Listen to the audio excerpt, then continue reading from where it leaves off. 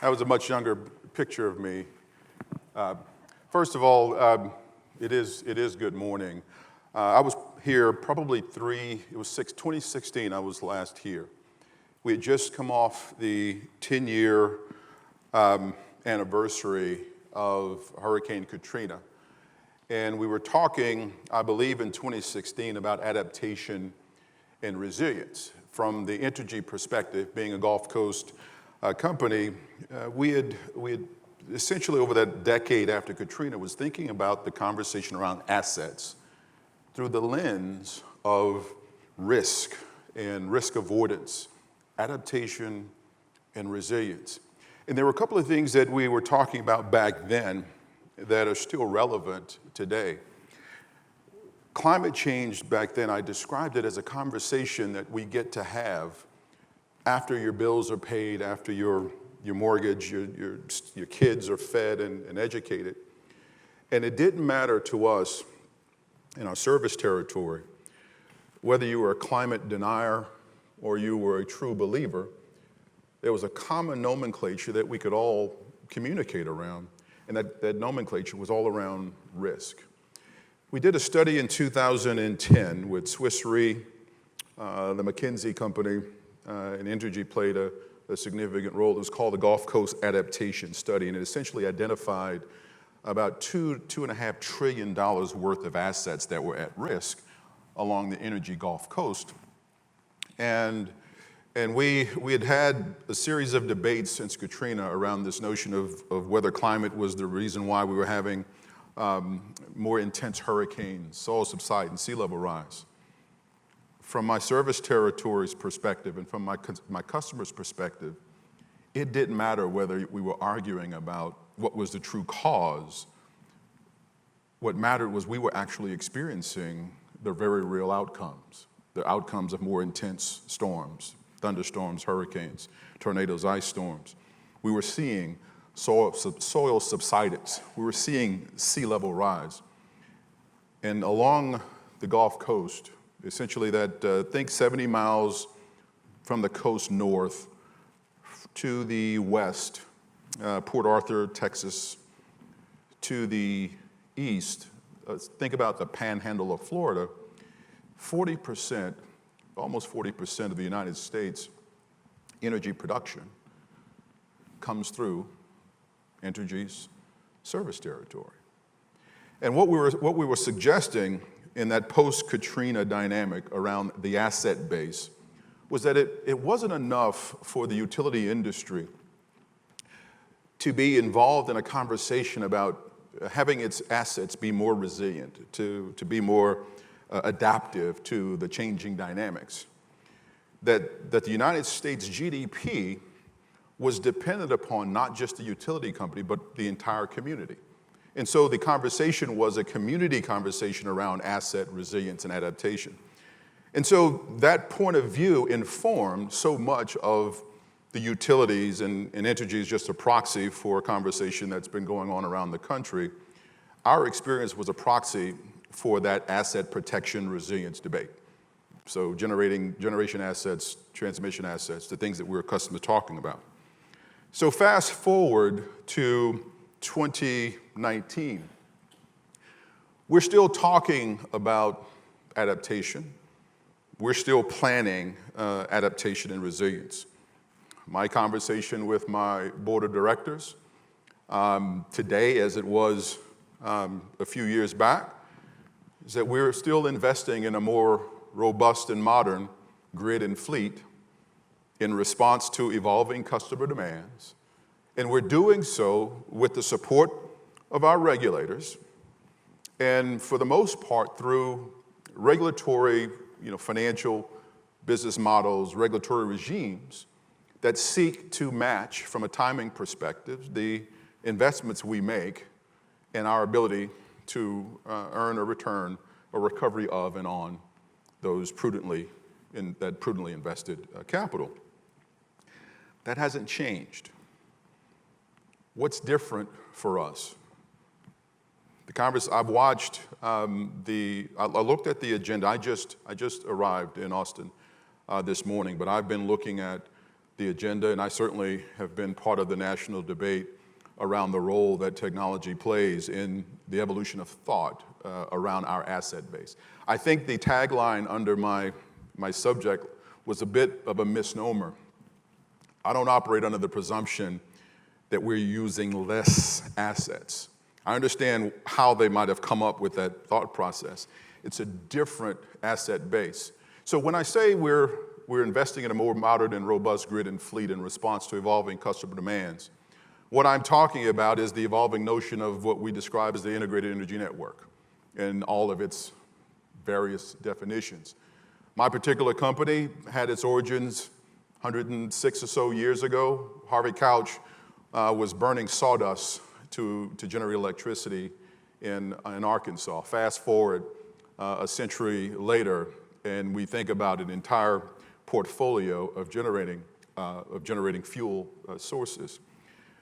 What's different from at least our perspective, we've spent 100 years essentially funding a value chain that was based on central station power, high voltage transmission, transformed down to distribution level where it could be distributed to businesses, residential communities, powering life. That value chain, because of technology, is being inverted, and we're experiencing it in real time.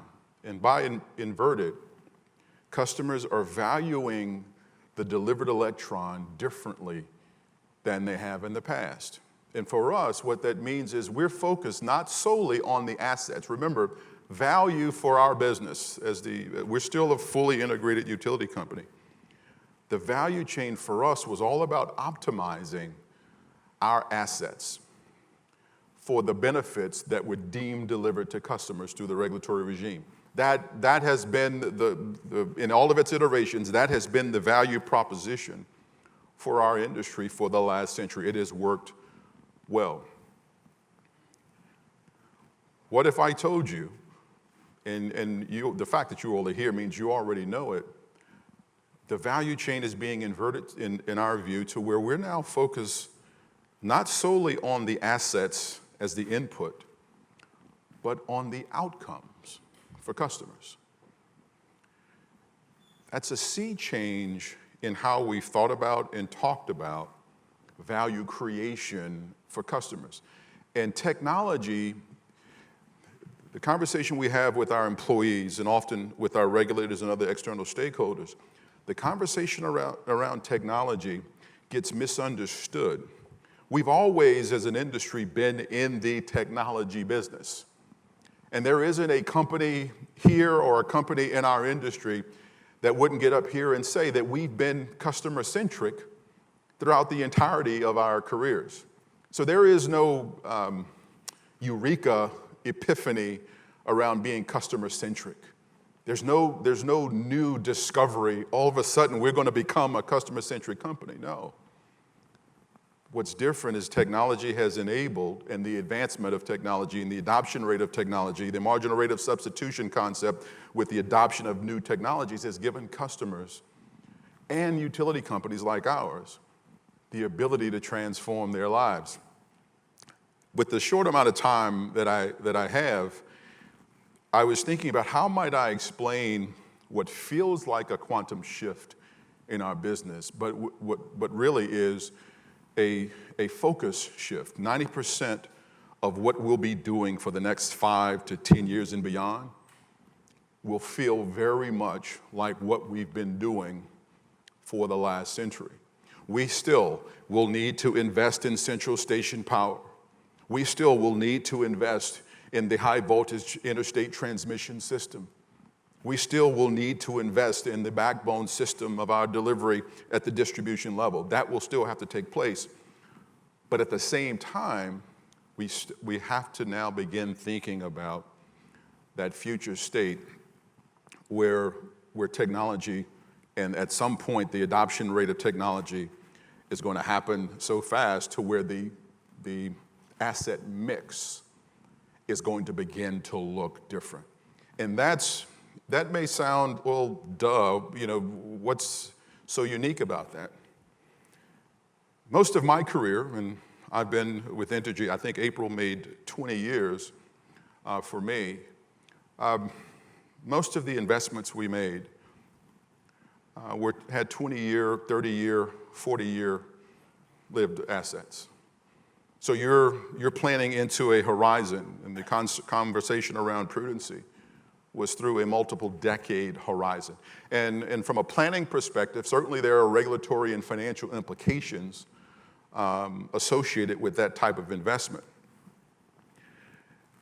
But the value proposition, and again, technology is forcing the mix of that asset base to look differently than it has in the past.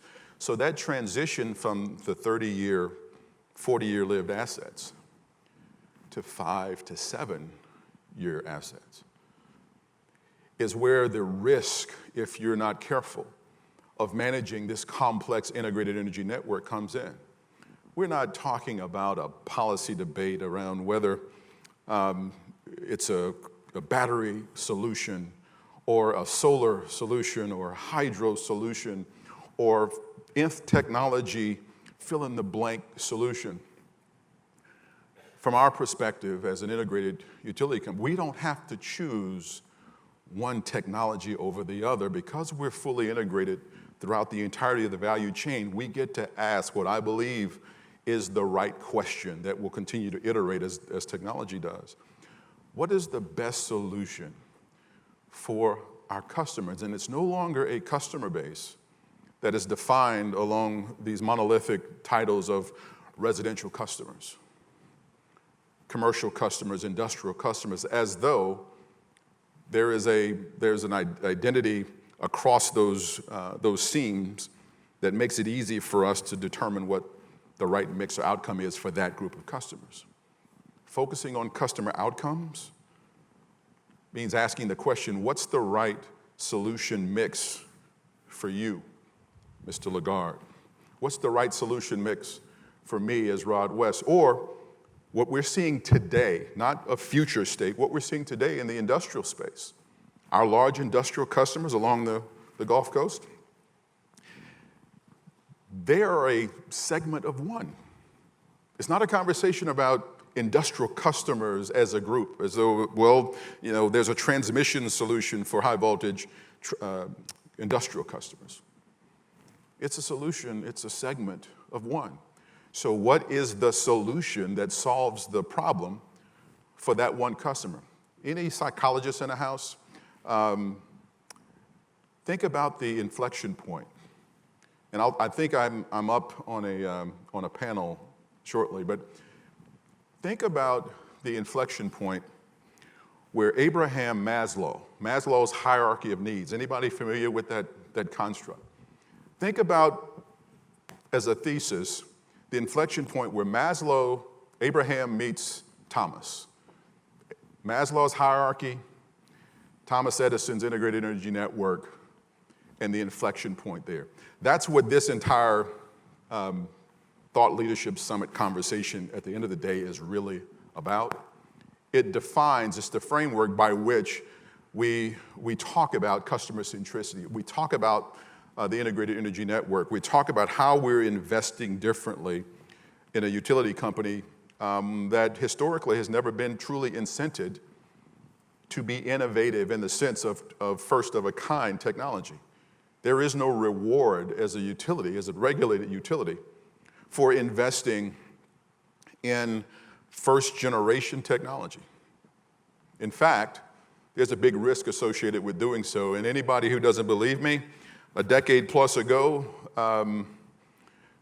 when the first-gen automated meters were in play, we bailed on it. We said, no, we're not sure that the business case for our point of view is evolved enough for us to take a risk at a mass deployment yet. It's much better when we can have a fully integrated value proposition that we can offer to our customers that makes it a safer investment from a regulatory standpoint. So think about Abraham Maslow meets Thomas Edison. That's I think the launch point for what I hope will be an interesting Q&A session when I go to, when I'm sitting before you guys. I'm looking at, that was 15 minutes. Bam. All right, my time's up.